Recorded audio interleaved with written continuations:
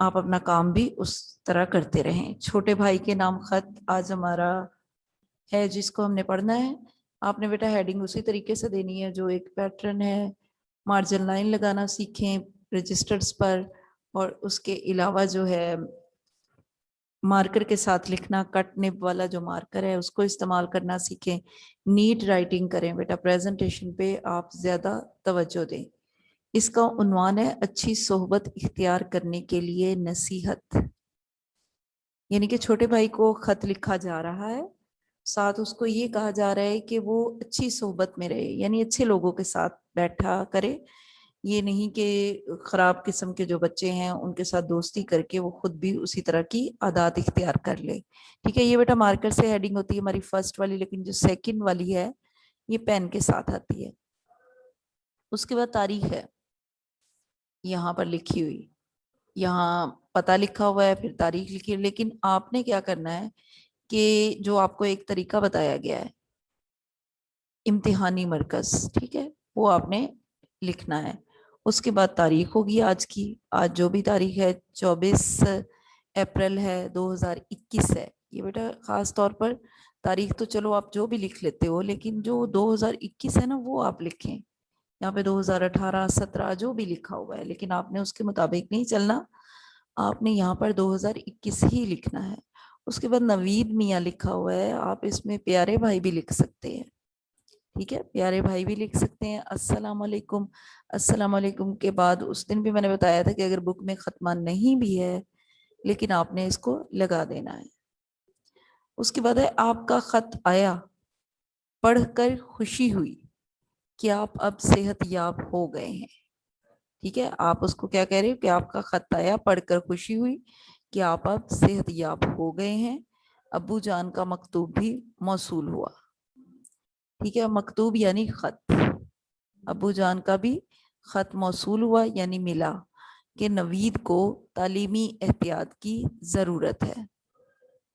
یعنی کہ یہ ایک ہے کہ جیسے ایک بچہ بیمار رہا ہے لیکن وہ تعلیمی لحاظ سے کمزور ہو گیا ہے اور اب اس کو اس میں تھوڑی سی محنت کی ضرورت ہے، جس کا مطلب یہ ہے کہ آپ دل لگا کر پڑھتے لکھتے نہیں ہیں۔ یعنی کہ ابو جان نے اگر یہ کہا ہے کہ اب اس میں جو ہے اس کو محنت کی ضرورت ہے، یعنی اس کے جو پڑھائی ہے وہ ٹھیک نہیں ہو رہی، تو اس کا مطلب ہے کہ وہ دل لگا کر پڑھتے لکھتے نہیں، اور ایسے دوست پیدا کر رکھے ہیں جو شریف کم اور آوارہ زیادہ ہیں۔ یعنی کہ یہ اس کے ابا جان نے خط میں لکھا ہے، ٹھیک ہے، کہ جو دوست ہیں وہ کم شریف نہیں ہے بلکہ آوارہ زیادہ ہیں، یاد رکھیے۔ اب جو ہے اس میں ایسے دوستوں کی صحبت تعلیم میں ناکامی اور اخلاق میں پستی کا موجب بنتی ہے، وجہ موجب یعنی وجہ بنتی ہے۔ یعنی کہ اس میں اب وہ بتانا چاہ رہا ہے کہ اس چیز کا ہمیشہ یاد رکھنا کہ ایسے دوستوں کے ساتھ مل کر بیٹھنے سے کیا ہوتا ہے کہ ناکامی انسان کو ملتی ہے، اور جو اخلاقی لحاظ سے وہ بھی اس میں برائیاں پیدا ہو جاتی ہیں، یعنی کہ وہ بدتمیزی یا بری قسم کی جو عادات ہیں ان کا شکار ہو جاتا ہے۔ تو یہ اس میں اپنے آپ کو سنبھالو، خوب محنت کرو اور پاکیزہ اخلاق سیکھو۔ یعنی اب وہ اس میں نصیحت کر رہا ہے، پہلے اس نے تھوڑا سا بتایا کہ کس طرح سے اخلاق میں پستی کا موجب بنتی ہے، اور آنے والے دنوں میں یہ بہت زیادہ پریشانی کا سامنا کرنا پڑتا ہے۔ یہ آگے آپ خود سے بیٹا تھوڑی سی لائنز ایڈ کرو گے۔ اپنے آپ کو سنبھالو، خوب محنت کرو اور پاکیزہ اخلاق سیکھو۔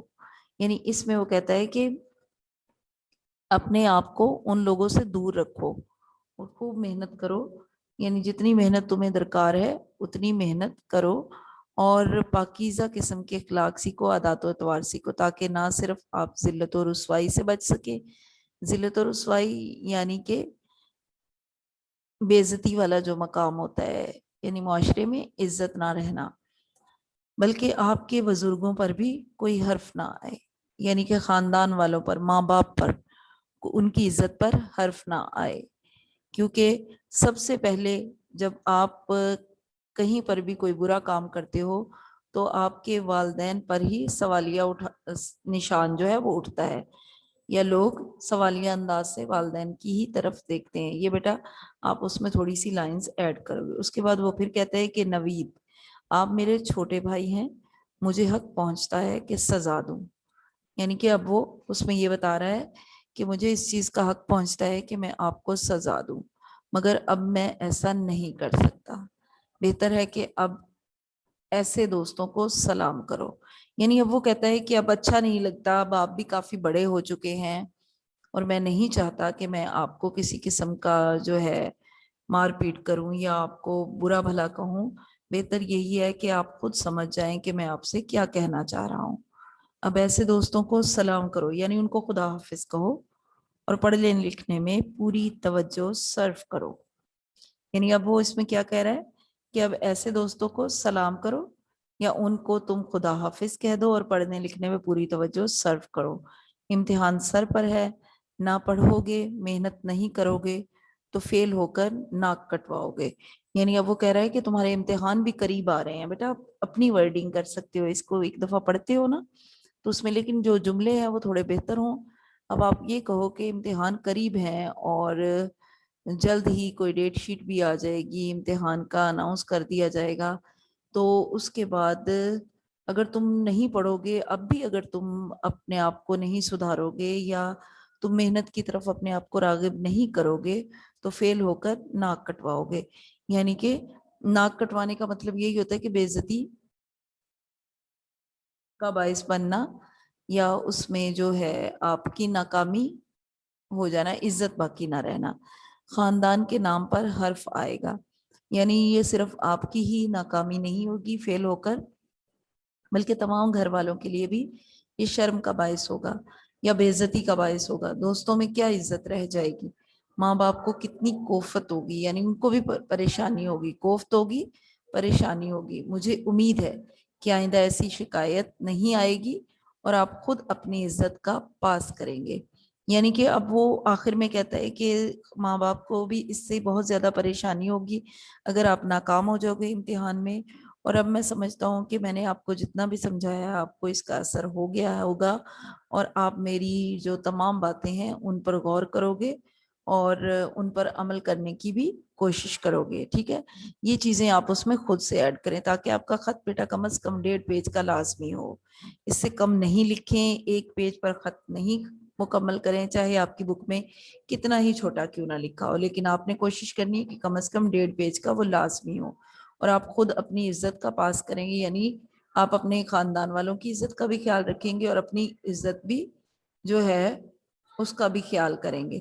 اب یہاں تک بیٹا ختم ہو جاتا ہے. زیادہ دعا یا آپ اس میں 1-2 لائنیں اور استعمال کر سکتے ہیں کہ گھر میں سب گھر والوں کو میری طرف سے سلام دیجیے گا, امی جان کو بھی سلام, ابا جان کو بھی سلام, اور چھوٹے اور بھی 1-2 جو بہن بھائی ہیں ان کا ذکر کر کے آپ اس میں لکھ سکتے ہیں کہ ان کو پیار یا میری طرف سے ان کو بھی سمجھائیے گا کہ وہ اگر آپ پڑھیں گے تو باقی جو چھوٹے بہن بھائی ہیں وہ بھی آپ کو دیکھ کر جو ہے تعلیم کی طرف توجہ دیں گے یا اپنی پڑھائی کی طرف توجہ دیں گے, کیونکہ جو گھر میں بڑا بھائی جو ہوتا ہے اسی کو دیکھ کر تمام باقی جو بہن بھائی ہیں وہ اس جو ہے ان چیزوں پر عمل کرتے ہیں. یہ تمام چیزیں بیٹا آپ اس میں 2-3 لائنوں کا ایک اور پیراگراف جس کو ہم اختتامیہ کہتے ہیں, یا ہم یہ کہہ سکتے ہیں کہ اس میں ہم خدا حافظ کہنا چاہ رہے ہوتے ہیں. ٹھیک ہے, تو وہ آپ نے اس میں لازمی لکھنا ہے. اس کے بعد آ جاتا ہے والسلام. والسلام ہے اور آپ کا بھائی حمزہ چھوٹی یہ بڑی ہے. یہ بیٹا آج کا ہمارا خط تھا جس کو آپ نے لکھنا اور یاد کرنا ہے. ٹھیک ہے نا بیٹا, لکھنے کی پریکٹس میں اس لیے کہتی ہوں چاہے اسائنمنٹ میں وہ نہیں بھی ملا ہوا ہے, لیکن جب یاد کر کے آپ خود سے جب اس میں چیزیں کچھ ایڈ کرنی ہوتی ہیں وہ چیزیں جب آپ لکھتے ہو تو اس کے بعد آپ کو وہ تمام چیزیں بھولتی نہیں ہیں. تو اس لیے کوشش کیا کریں کہ آپ جو کام بھی کرتے ہیں جتنا بھی کروایا جاتا ہے اس کو لازمی یاد کریں. ٹھیک ہے, اور اس کو لکھیں. اور ایک اور چیز بیٹا میں آپ کو ساتھ ہی بتانا چاہ رہی تھی کہ آپ کا جو ہے اس میں پیج نمبر ہے 9. ٹھیک ہے, 9 پیج جو ہے وہ ذرا نکالیں.